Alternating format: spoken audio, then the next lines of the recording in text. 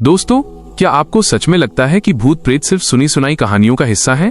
शायद ये आपकी खुशफहमी है, क्योंकि बिहार के औरंगाबाद जिले के पहाड़ियों में छिपा एक गांव कुधरा आज भी चीख चीख कर एक ऐसी सच्चाई बयां करता है जो आपकी रूह कंपा देगी। ये कहानी उस दूसरे गांव की है जो सूरज ढलने के बाद अपनी आंखें खोलता है और जहां से लौटा हुआ इंसान कभी पहले जैसा नहीं रहता। नियम जो कभी नहीं टूटता। कुधरा दिन में तो किसी भी आम गांव जैसा था, चहचहाते बच्चे, हुक्का पीते बुजुर्ग। लेकिन जैसे जैसे सूरज की लाली कम होती, गांव के माथे पर डर की लकीरें खिंचने लगती। यहां का एक पत्थर की लकीर जैसा नियम था, सूरज ढले के बाद बरगद वाली चौपाल मत जाना, कभी नहीं। गांव के बीचों बीच वो विशाल सदियों पुराना बरगद का पेड़ खड़ा था। उसकी जड़ें जमीन के भीतर किसी अजगर की तरह धसी हुई थीं। टूटी चारपाई, बुझी हुई अगरबत्तियां और दीवारों पर उकेरे गए वो अजीबोगरीब निशान, सब चीख चीख कर कह रहे थे कि यहाँ कुछ गलत है। मुखिया हर नए जोड़े को आगाह करता, रात को परछाइयों से बचना, अगर बरगद के नीचे से रोने की आवाज आए तो भूल कर भी जवाब मत देना। विवेक, तर्क और विज्ञान की हार। विवेक 24 साल का एक शहर में पला बढ़ा लड़का। उसके लिए भूत प्रेत सिर्फ दिमागी वहम थे। जब दादी ने उसका हाथ पकड़कर कांपती आवाज में कहा, बेटा यहां रातें अकेली नहीं होती, तो विवेक बस हंस दिया। उसे क्या पता था कि विज्ञान की सरहद जहां खत्म होती है वहां से कुधरा का खौफ शुरू होता है। पहली रात 1:30 बजे AM सन्नाटे को चीरते हुए दरवाजे पर दस्तक हुई। गिनो ठक ठक ठक, तारांकन। खिड़की खोली तो बाहर सिर्फ अंधेरा था, पर अचानक उसके कान के ठीक पास एक ठंडी फुसफुसाहट हुई, बरगद के नीचे चलो। विवेक के पसीने छूट गए। कमरे में कोई नहीं था, पर वो एहसास वो इतना सजीव था कि उसका दिल सीने को चीरकर बाहर आने को बेताब था। कमला की चेतावनी। अगले दिन विवेक को कमला मिली, गांव की वो विधवा जिसकी आंखों में एक अजीब सा सूनापन था। विवेक ने मजाक किया तो उसने बिना पलक झपकाए कहा, यहां रात में इंसान नहीं, वो रहते हैं जिनका शरीर मिट्टी ले चुकी होती है।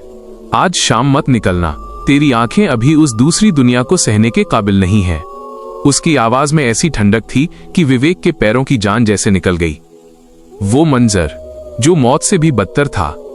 शाम ढलते ही कुधरा एक कब्रिस्तान में तब्दील हो गया। दरवाजे बंद, कुत्ते खामोश। तभी फिर वही आवाज आई, मखमली, कोमल और रूहानी, बरगद के नीचे चलो। विवेक की नजरें बरगद की ओर उठी। वहां सफेद कपड़ों में एक लड़की खड़ी थी। उम्र रही होगी कोई 20 साल। उसके पैर जमीन को नहीं छू रहे थे, वो हवा में तैर रही थी। जैसे ही उसने अपना चेहरा उठाया, विवेक की चीख गले में ही फंस गई। उसकी आंखें पूरी तरह काली थीं, सफेद हिस्से का नामो निशान नहीं। बिना होंठ हिलाए एक आवाज उसके दिमाग में गूंजी, तुम्हें देख लिया है, अब आओ। अदृश्य दुनिया का दरवाजा। विवेक किसी कठपुतली की तरह उस बरगद की ओर खिंचता चला गया।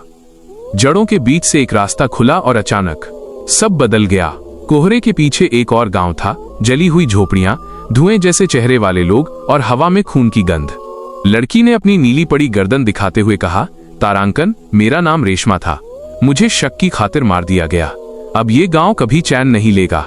जो हमारी आवाज सुनता है वो हमारा हो जाता है। तभी वो साए विवेक की ओर बढ़ने लगे। वो अपने पैरों पर नहीं बल्कि हाथों के बल जानवर की तरह दौड़ रहे थे। उनकी प्यासी आवाजें गूंजी, तारांकन, हमें गर्म लहू दो, हमें सांस दो। अंजाम, एक कभी ना खत्म होने वाला इंतजार।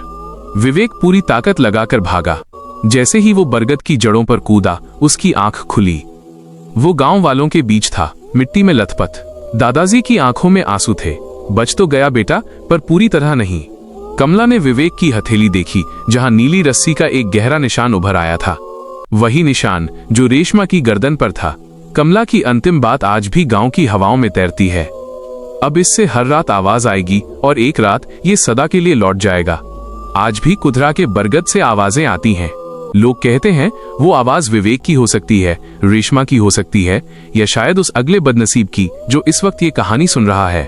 क्या आप दूसरी रात की वो खौफनाक दास्तां भी सुनना चाहेंगे, जब विवेक को पहली बार उस नीले निशान का असली मकसद समझ आया?